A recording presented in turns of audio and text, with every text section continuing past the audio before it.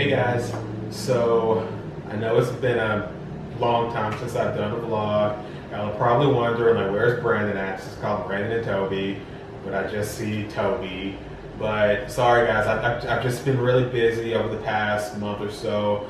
Work's just been crazy and I just haven't had a lot of time, unfortunately. But I'm back and I am determined to be more committed to making content and just kind of letting you all know like my point of view and my story.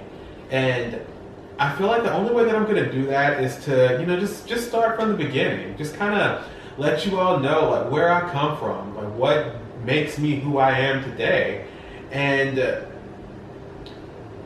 I will say that this whole YouTube journey has just been a leap of faith for me because I'm so far outside of my comfort zone right now. I'm a very shy person. I don't like a ton of limelight. So for me to be on camera like this is just a big leap of faith for me. And one of the reasons why I'm so hesitant to be on camera is because I was bullied growing up. And I don't know, like I feel like when I'm in front of a camera, these thoughts creep into my head of, you're not good enough, like what are you doing up here, like no one cares what you have to say. Just all these things are just, kind of running through my head. And I don't know, I'm trying to break myself from that. And honestly, I feel like the only way I'm going to break myself from it is by just coming clean like this and just kind of letting you all know what the deal is. So throughout this vlog, you're going to hear me talk about God a lot. And, I'm a very religious person. And I just believe that without God, I wouldn't be where I am today. So for me to kind of take him out of that story would incomplete my story. My story is not complete unless he is in it. So you're going to hear me talk about him a lot. Let's just start from the beginning. I grew up in a single parent household. It was just me and my mom. When I was 4 years old, my dad decided that he didn't want to be in my life anymore. And pretty much from the time I was 4.5 on, it was just me and my mom. He would reappear every once in a while. He usually around the holidays, and he'd make all these promises of, oh, I'm gonna buy you a gift this Christmas, and every time he would always disappear. One time he disappeared on Christmas Eve, and I didn't hear from him again until I was like 14. So I've got a little bit of a chip on my shoulder because of that. And one of the ways that I used to cope growing up is through music. I kind of threw myself into that. And it started when I was like 6 or 7 years old. I started singing in the choir at my church, and it was something that I was really good at. I enjoyed it. Other people enjoyed it as well. And it made me feel good that there was something that I was good at and something that people really liked. So I just started singing. I started singing a lot. I started singing for different churches throughout my hometown, and it got to the point to where I could literally go to the grocery store and people would be like, "Oh, that's that guy who can sing." And so I was starting to get a little bit of a reputation around my hometown as being a good singer. And unfortunately, a lot of the kids that I went to school with, they didn't like that. They found out that I could sing, and they started picking on me about it, especially the boys. They would say things like, "Oh, I mean, boys don't sing," and singing's girly, and just things like that. And to a 7, 8-year-old, I mean, no 7 or 8-year-old boy wants to hear that he's being girly. I mean, it's just not something that they want to hear really. And it just really kind of messed with my head a little bit. I got to the point to where, excuse me, I didn't really want to sing as much. I would come up with excuses to get myself out of singing, and it really took my joy, which is so unfortunate because as I've learned as I've gotten older, is women love a guy that can sing. Ask Tobi. That was one of the things Tobi really liked when she first met me is that I can sing, and I think she's kind of gotten sick of it because I sing a little bit too much, so she probably wants me to shut up. but back to the story. It just took my joy, and I didn't really want to do it that much anymore. I did it, but I didn't enjoy it, and I feel like when I got on stage, I'd always be kind of just kind of looking around, seeing if I see anybody that I recognize or a classmate, and yeah, I mean, just sad, really. And so I kind of hid that from everybody. Like I would sing at church, but at school, as I got older, I would never talk about it, and eventually, I don't know, people kind of left me alone about that. But as I got older, I started to gain a lot of weight. By the time I was in the 7th grade, I weighed like 220 pounds. And mind you, I hadn't even hit puberty. I was like 5'2", if that. And I weighed 220 pounds. So I was a big boy. And the kids, they relentlessly picked on me about it. I can remember getting on the school bus, sitting by myself, just minding my own business. I used to always try to mind my own business because I was worried that if I talked too much or if I really put myself out there, I would get picked on, or I would be a distraction, and that would just bring attention to me. And I didn't want to bring any attention to me. So I would just mind my own business. And I can remember times where the kids would like poke at me with their fingers. They would just kind of poke me, and then I could hear them like back there laughing, saying his stomach jiggled, or his chest jiggled. They would just go back there and laugh at me, and they would say things like, "Oh, he looks like he smells," and just really horrible things. And I can remember one time in particular, I got off the bus and I was walking home. I was minding my own business, and a couple of kids, they got sticks, and they just started picking me, just poking me, just poking my stomach, just poking everywhere that they could. And they were laughing because the stick would go in instead of just kind of being firm. And it was humiliating. I just kind of felt like I was some type of freak show, like some type of animal in a petting zoo. That's literally how they made me feel.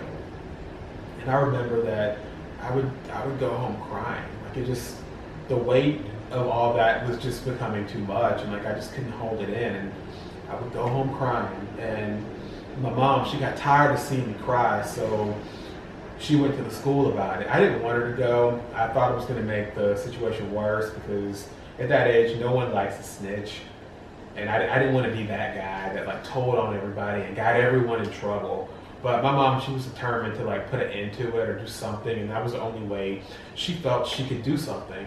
So she went to the school, to the principal, ended up getting the kids in trouble, ended up getting the bus driver in trouble as well, because the principal said that he should be controlling his bus and he should make sure that things like that weren't happening. But unfortunately, I didn't go to him about that. I probably should have, but I didn't go to him about it. And he's kind of like in his zone driving, so I don't think he realized some of the things that were going on that bus. So he got in trouble, and other kids got in trouble, and they both kind of turned against me. I got on the bus the next day, and all the kids were like mad at me. Like the ones that were picking on me, they told all their friends that I told on them, and like everyone just like hated me. Like they picked on me, they called me nasty names, they cursed at me, they just said all kinds of mean things. And the bus driver, he was in on it too. Like he didn't curse at me or pick on me or anything, but he was a little jaded that he got in trouble, so he didn't stop it, and he kind of egged it on a little bit. Like, he should have nipped that in the bud, but he didn't. He let it happen. And I just remember going home and just crying. And I just remember in that moment, I just started kind of questioning things like, why am I here? Like, I'm fat, I'm ugly, I'm not worth anything. Like, I told myself these things. You're not worth anything. You're not going to be anything. And I just didn't understand my purpose. Like, I just felt like I had no purpose, and I just felt like I had no hope. And I was a very, very sad person. Very sad person. Well, you know, as I got a little bit older, you know, I started kind of changing some habits. I started eating less. I started cutting portion sizes in half, and started exercising more. I got into tennis, and the weight just kind of fell off. I went from 220 to 130. I actually lost too much weight, and I remember that was a problem in of itself. I went to school, and the kids were picking on me because I was too skinny. Go figure. They would say things like, "Oh, you have the lollipop syndrome." Apparently, that's when your head is like bigger than the rest of your body. So they picked on me about that. I mean, I literally could not win. But I was less of a target because I was skinnier. I fit in more with everyone else. So, you know, I didn't really get picked on as much when I was in high school. I was never really popular, but I just kind of slid on by. People would, you know, still make comments, but you know, I just kind of dealt with it, or you know, tried to ignore it the best I could. But I can remember, so I went to college, and when I went to college, a lot of the guys in my dorm were really athletic. They were on the wrestling team. I had some baseball players in my dorm, and you know, they were really into working out. So it kind of motivated me to just really kind of get in shape. So I started lifting, and I started running. And I can remember, it got to the point to where I was working out like 6 days a week. I was fit. Like, I'm not trying to be conceited, but you know, I was really fit, and I looked good. At the time, I couldn't even see it. Like, I remember I would go to the pool, and I'd be scared to even take my shirt off, and I had no reason to be ashamed at that point. But those thoughts of, you know, you're not good enough, you're fat, you're ugly, you know, they were still embedded in my mind, and I just couldn't shake myself from it. So it was almost like it was almost like I was still a bigger person in a little person's body. Like, I still had, you know, that mentality of, you know, how I was back then when they would pick on me, and I just couldn't shake myself of it. And you know, it was something that I still struggled with. I struggled with it when I was in graduate school as well. I can remember I had, like, just being so unconfident. Like, I'd be scared to speak up in class because people would think I was stupid. I would stress myself out so bad for presentations because I was scared, like, I was going to say something wrong. And I've just kind of always done this to myself. I've always psyched myself out and just kind of made myself believe that I'm not good enough. I still do it to this day, only it's not nearly as bad as what it used to be. I work for a very competitive company, and they love cocky people. And unfortunately, that's just not me. I really wish it was, but I'm just not cocky like that. So, I don't know, it kind of forces me to step outside of my comfort zone and just kind of fake it till I make it. So when I'm meeting with, like, potential clients, or when I'm talking to coworkers, you know, I'm not confident, but I just kind of tell myself, okay, you can't let other people know that you're not confident. You got to just be confident, and hopefully over time you will be confident. You know, you'll just embody that. You know, you'll just accept that you're confident. So I've gotten better. I have some really great mentors that I work with, and they've really, kind of helped me in that department, because as much as I try to fake it, some of the people that are over me, they can see it. I mean, like they know that I'm not the most confident person in the world, but they can see that I have potential, and I think that's what's helping me, is that they see that I have potential, and they're willing to work with me on it. They're just motivating me, which has been awesome. So, like I said, I mean, like, things have gotten better. This alone, like being on YouTube, has been really helpful. This is way outside of my comfort zone. I never thought that I would have a YouTube channel. I'm determined to get over this. I put my faith in God. Whenever I feel like I'm not confident, I pray. I pray that, God just takes that away. I pray that He just builds me up. And I just pretend like Jesus is sitting right there beside of me sometimes. When I'm in those big corporate meetings, I just pretend like He's right there beside me, and that He's holding my hand, and that He's going to get me through this situation, and that I will overcome. So I've had people ask me, because I've talked about this on the job, like, what do you do? Like, how did you get over it? And, I just tell them that, I found something that, I could put my faith in, that something that, really motivated me. Depending on the setting, I can't really talk about God the way I want to, so I can't necessarily say, that it's Jesus, but, I just say that, like, I found someone or something that just motivated me, and that just really spoke to me, and that I look up to. And that's really what it all boils down to, is just finding whatever it is inside yourself, whatever means that may be, whether it's through religion, whether it's through self-help books, whether it's getting people out of your lives, whatever it may be, it's just finding that thing, and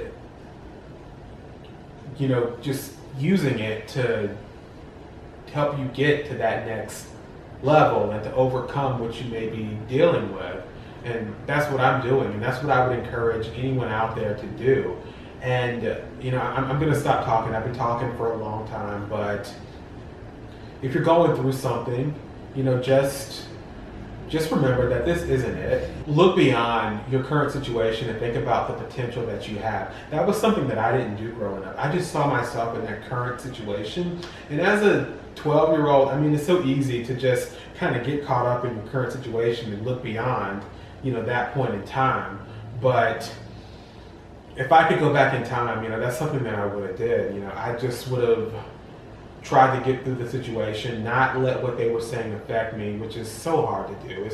It was almost impossible to do. But just kind of remember that it gets better. We've all heard that slogan, and I just wish that I could have reminded myself that it's gonna get better. And that just because they're saying these things about me, it does not define who I am as a person. Those are just words. It means absolutely nothing. What they say means absolutely nothing. And it's something that I tell myself now. Like, those words, it means absolutely nothing. That, I am wonderfully made. I am created in God's image.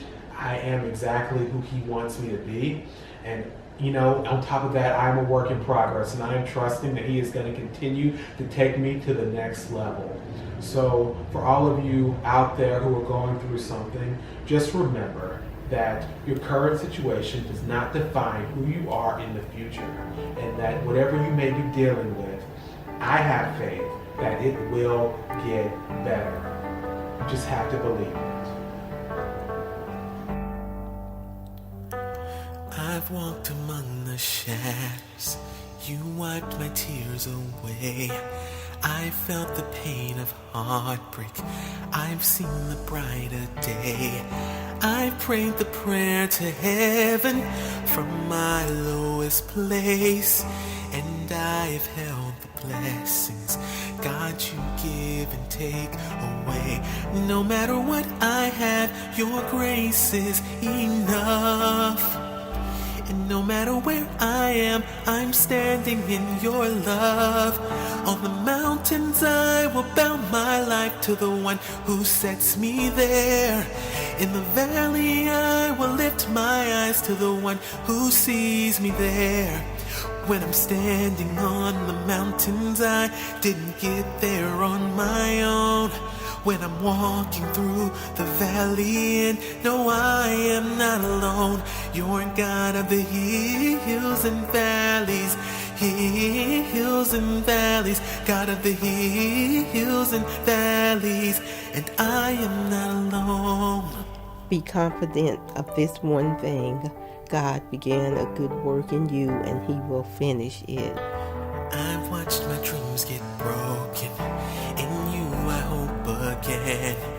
No matter what, I know I'm safe inside your hands. On the mountains I will bow my life to the one who sets me there. In the valley I will lift my eyes to the one who sees me there. When I'm standing on the mountains, I didn't get there on my own. When I'm walking through the valley, and no, I am not alone. You're God of the hills and valleys, hills and valleys, God of the hills and valleys, and I am not alone. Father, you give and take away every joy and every pain. Through it all you will remain. Over it all, Father, you give and take away every joy and every pain.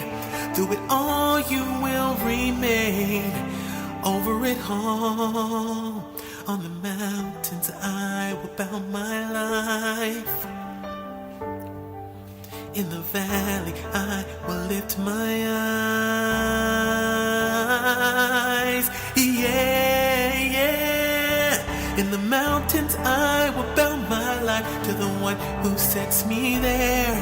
In the valley I will lift my eyes to the one who sees me there.